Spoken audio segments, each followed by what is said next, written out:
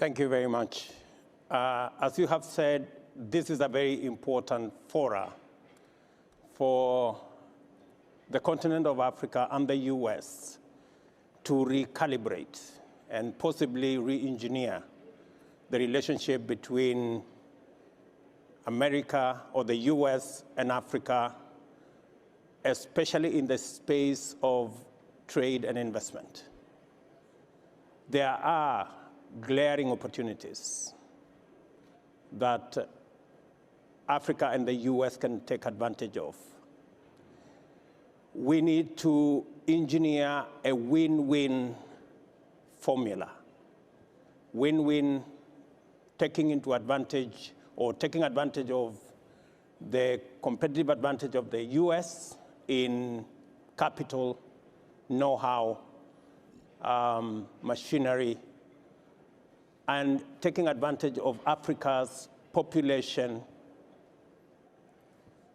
energy resources, and the obvious Africa Continental Free Trade Area that gives us that leverage. So what I see as the opportunity that exists between the US and Africa is that while the US has huge capital potential, on the other hand, Africa, with 1.4 billion people, going to 2.5 billion people by 2050, combines the opportunity of capital and population. And when I say population, sometimes population is seen as in terms of income.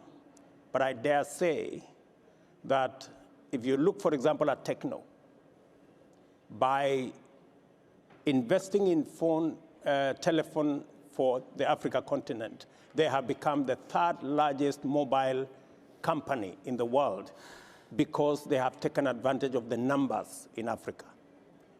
Let me give another example.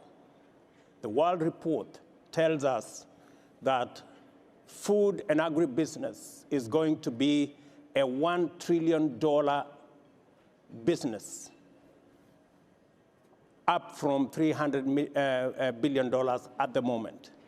Again, the US, with the know-how and with machinery, can take advantage of the huge land resources in our continent, the big population in our continent. Instead of exporting commodities, the US should find an opportunity in investing the capital they have, the machinery they have, the know-how they have, so that they can produce for the African continent in Africa. Not to export commodities into Africa, but to export capital, to export know-how, to export machinery. I dare say, as a farmer myself, John Deere is a good tractor in Africa. And that is what America should be exporting.